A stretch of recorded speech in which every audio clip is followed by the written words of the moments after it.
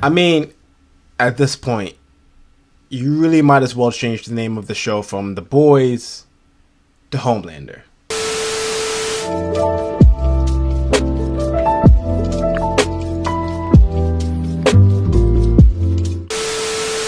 Guys, what it is, what it do, is Caped Informer, the most informed, and I appreciate you all from the bottom of my heart for joining me on yet another deep dive into the latest episode of The Boys, Season 2, Episode 4, Nothing Like It in the World. The answer is yes, I do this every week, so slap that subscribe button to not miss out on any episode reviews and breakdowns, as well as checking out my latest breakdown for episodes 1 through 3, right around here. Okay, so as I was. So I'm sure I'm not the only one that has noticed that Homelander has damn near dominated this entire season so far, and I'm here for it. Like I mentioned in my last review, he's easily the most interesting character, and I love how in this season we're really diving deep into his psyche and what really makes him tick.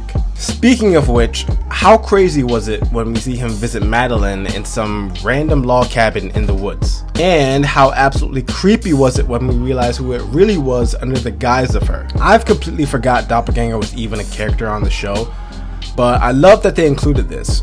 It really brings home to the point that still at his core, Homelander is still so desperately lonely. He's forcing someone to take the form of his old love interest, or mother figure, however you want to coin that whole weird thing. He's so shameful of this, and you can tell by the expression on his face when Doppelganger changes back for a brief moment. It's almost the same expression when Ashley walked in on him licking that breast milk. On the other side of this episode, we see Billy disband from the group in order to pursue his ex-wife that he's finally received the whereabouts of. The group, well, at least Huey, Starlight, and Mother's Milk, go on a cross-country road trip to hunt for a missing soup by the name of Liberty.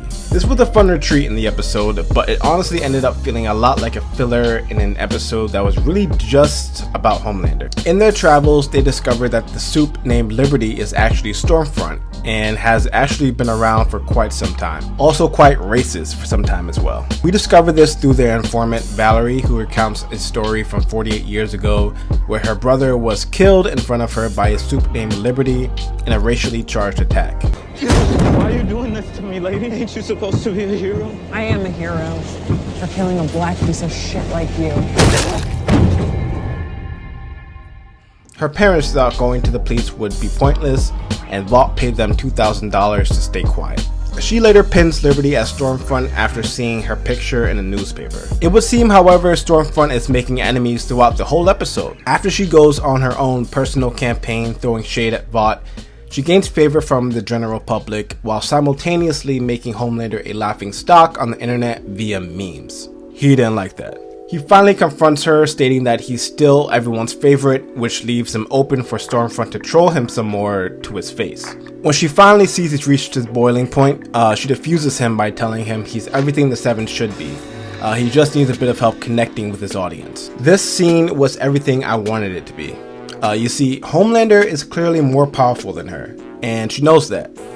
But she's in his head, which will ultimately always give her the higher ground. She knows that too. This interaction is what I believe led to the very interesting end to the episode, where Homelander goes back for one last visit to Madeline. He comes over but seems to ignore her advances at first until Doppelganger takes the form of Homelander himself. Homelander eventually responds, "I don't need everyone to love me. I don't need anyone. I don't need you."